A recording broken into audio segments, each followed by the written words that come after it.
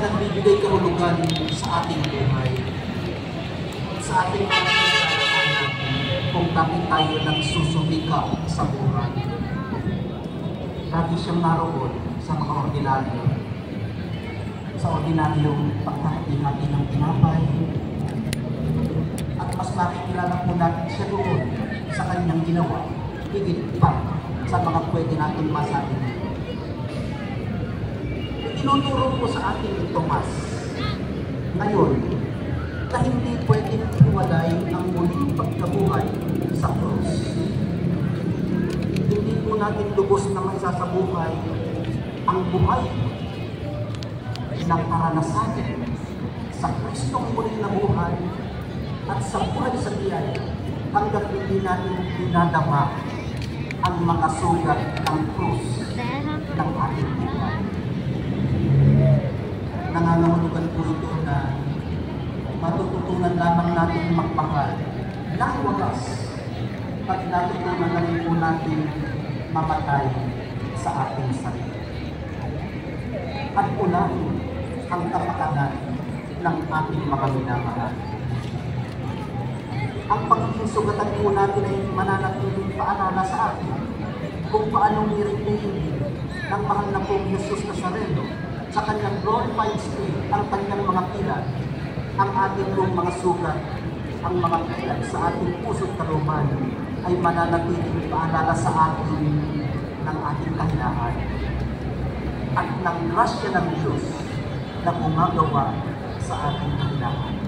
Nagbibigay pag-asa sa atin at ibinabangon tayo sa pagpapanbagong buhay o sa buhay sa kawalang hanggan. Mga kapatid, nagipakita po at panawakan ni Kristo ang kanyang mga sugat kay Tomas. Pinakita rin niya na hindi siya dapat ma-overwhelm. Kung paano pinakikita niya sa atin ngayon na hindi rin tayo dapat ma-overwhelm sa sarili-sarili nating mga sugat. Gaano man tayo kasugatan, permanente man ang mga pilat natin, pero hindi natin hahayaang agawin ito sa atin ang kakayanan natin magbago, makarecover at magbagong tayo. At hindi natin kakayanan ang magdilita sa ating hinahanap. Maliban kung tuluyan na tayong mawalan ang pag-asa o magapit ng pag-ibig. Sa kanya po tayo babalik ay Jesus na ating Panginoon. Alam niya kung paano masugatan kaya natin. Alam niya kung paano harapin at patahin ang mga ito na pagtagumpayan niya ang pagiging sugatan, maging ang kamatayan. Sa awa at tulong ng Diyos, mapagtatagumpayan din natin. Makakaya din natin ano man ang ating pinapasan at pinagdaraan. Mahal na po Jesus Nazareno, walang hanggang pasasalamat po sa pag-ako sa aming mga sugat. Magsitayo na po ang lahat.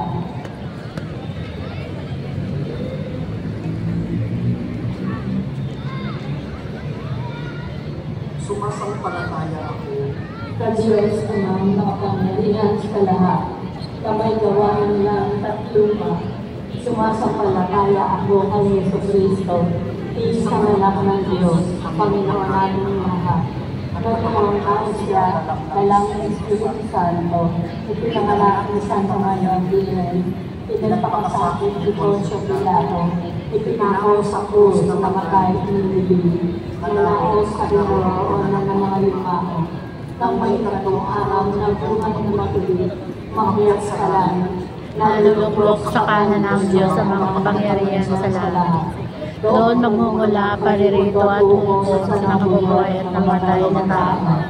Sumasampalataya naman ako sa Espiritu Santo, sa banal na simbahan katolika, sa kasamahan ng mga banal, sa kapatawaran ng mga kasalanan, sa pagkabuhay ng muli ng namatay na tao, at sa buhay na walang hanggan. Amen.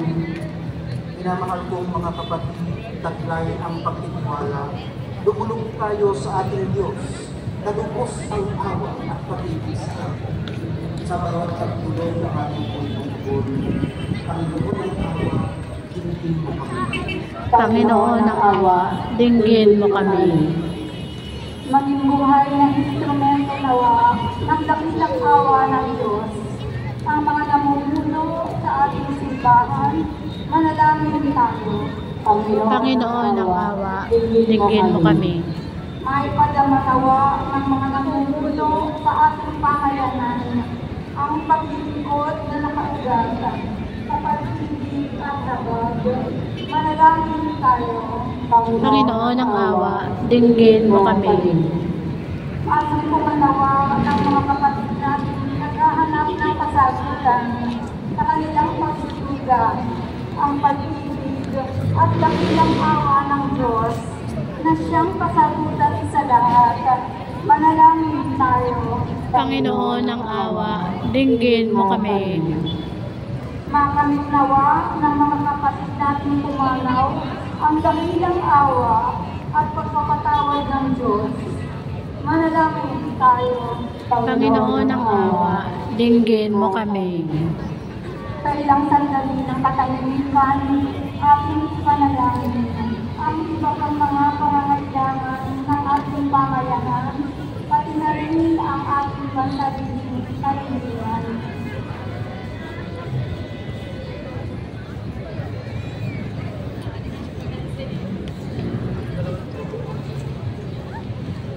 Manalangin tayo.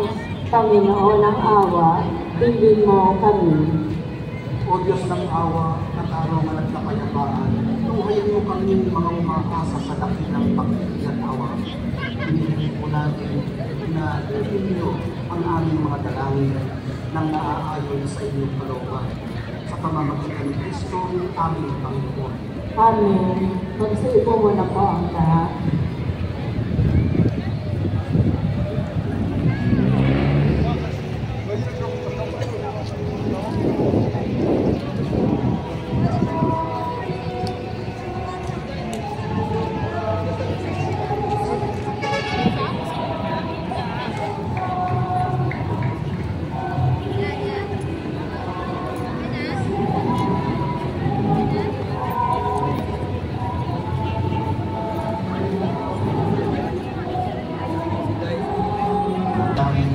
Upang ibigyan ng bagong buhay sa pagsampalataya sa iyong ngalan at pagkadalisay nung sila ay binyagan ay makapakinabang sa ligayang walang katapusan sa pamamagitan ni Jesucristo, kasama ng Espiritu Santo, magpasawalang hanggan.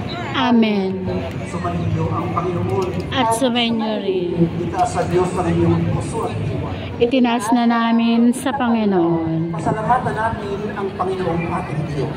Marapat na siya ay pasalamatan. Ama namin makapangyarihan, tunay ng marapat na ikaw ay aming pasalamatan. Lalo na po ngayong pinagdiriwang namin ang pagmahali ng Mesiyas, ang maamong tupa na tumubos sa aming lahat. Ang iyong anak na minamahal ay naghain ng sarili niyang buhay. Siya ang lupang maamong umako sa kaparusahan upang mapatawad ang kasalanan ng sanlibutan. Sa pagkamatay niya sa banal na krus, ang kamatayan namin ay kanyang nalupi. Sa pagkabuhay niya bilang manunubos, pag-asa at pagkabuhay ay aming nakamit. Kaya kaysa ng mga anghel na nagsisiawit ng mabuti sa iyo nang walang bukay sa kalangitan, kami nagbubuli sa iyong kadakilaan.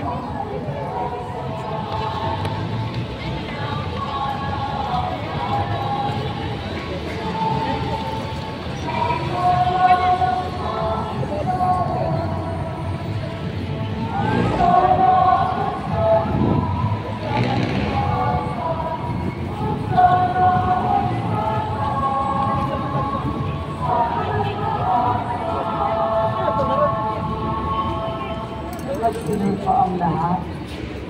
Ama naming banal, ikaw ang bukal ng lahat ng kabanalan.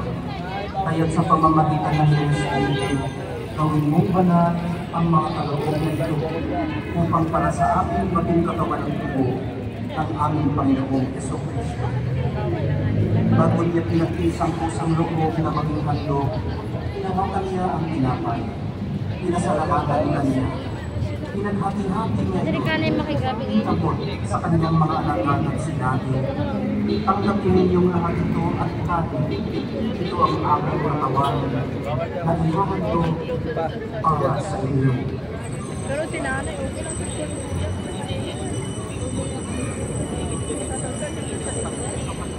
Mainit eh.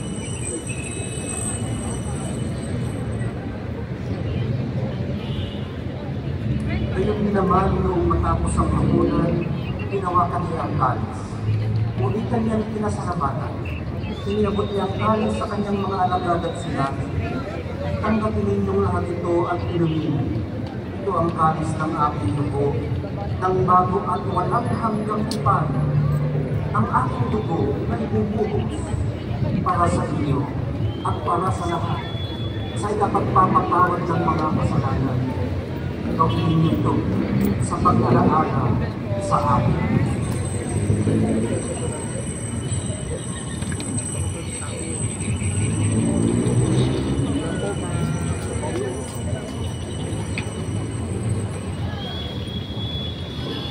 Kasi kayo na po ang lahat. Ipagpuni natin ang misteryo ng pananampalataya. Si Kristo'y namatay, si Kristo'y nabuhay, si Kristo'y babalik sa wakas ng panahon. Ama, ginagawa natin ngayon ang pag-alala sa pagkamatay at muling pagkabuhay ng iyong anak. Kaya't iaalay namin sa iyong pinapay na nagbibigay buhay at ang halis na nagkakaloob ng kaligtasan. Kami nagpapasalamat dahil kami iyong inarapat na tumayo sa harap mo para maglingkod sa iyo. Isinasamo namin kami magsasalo-salo sa katawan at dugo ni Kristo ay mabuklod sa pagkakaisa sa pamamagitan ng Espiritu Santo. Ama, ginamit mo ang iyong simbahan pag-anak sa buong daigdig. Puspusin mo kami sa pag-ibig. Kaysa ni Francisco na aming Papa at ni Jose na aming Obispot ng Tanang Kapalitan. Alalahanin mo rin ang mga kapatid namin nangyay na may pag-asang sila'y muling mabubuhay. Ngayon din ang lahat ng mga pumanaw. Tawaan mo sila at patuloy din sa iyong paliwanagan.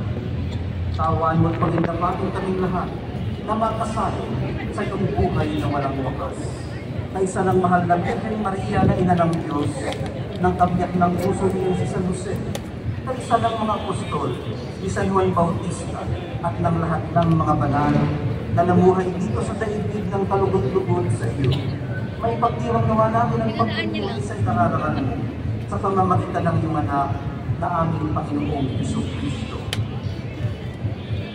Sa pamamagitan ni Kristo, kasama niya at sa Kanya, ang lahat ng parangal at papuri ay sa iyo, Diyos Amang makapangyarihan, kasama ng Espiritu Santo, magpasawalang hanggan.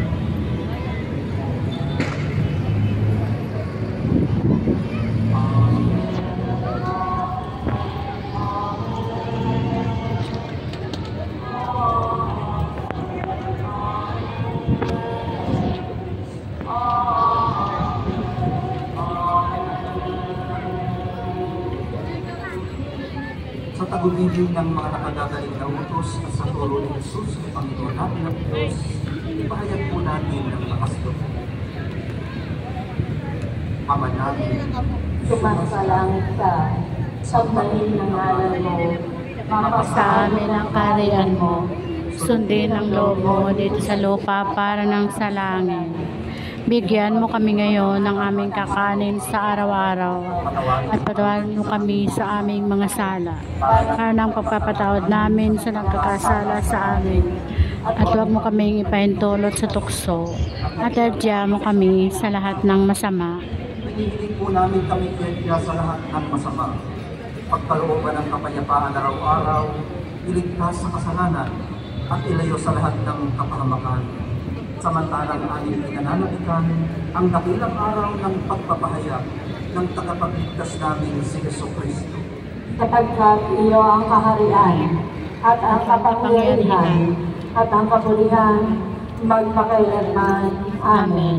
Panginoong Jesucristo, sinabi mo sa iyong mga apostol, kapayapaan ang iniiwan ko sa iyo, ang aking kapayapaan ang ibibigay ko sa iyo. Tunghayan mo ang aming pananampalataya at huwag ang aming pagkakasala. Pagkalooban mo kami ng kapayapaan at pagkakaisa ayon sa iyong kalooban. Kasama ng Espiritu Santo, magpapasawalang hanggan. Amen. Ang kapayapaan ng Panginoon ay laging sumayin. At sumainyo rin. At bigayan ko kayo ng kapayapaan sa isa't isa. Peace be with you. Peace be with you.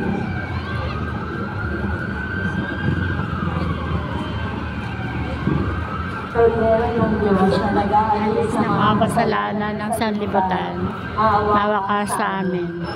Kordero ng Diyos na nag-aalis ng mga kasalanan ng sanlibutan, maawa ka sa amin. Kordero ng Diyos na nag-aalis ng mga kasalanan ng sanlibutan, pagkaloob mo sa amin ang kapayapaan. Magsulod po ang lahat. Ito ang kordero ng Diyos. Ito ang nag-aalis ng kasalanan ng sanlibutan. Mapapalad ang mga inaanyayahan sa tingin ng kordero. Panginoon, Hindi ako karapat-dapat na magpatuloy sa iyo, ngunit sa isang salita mo lamang ay gagaling na ako.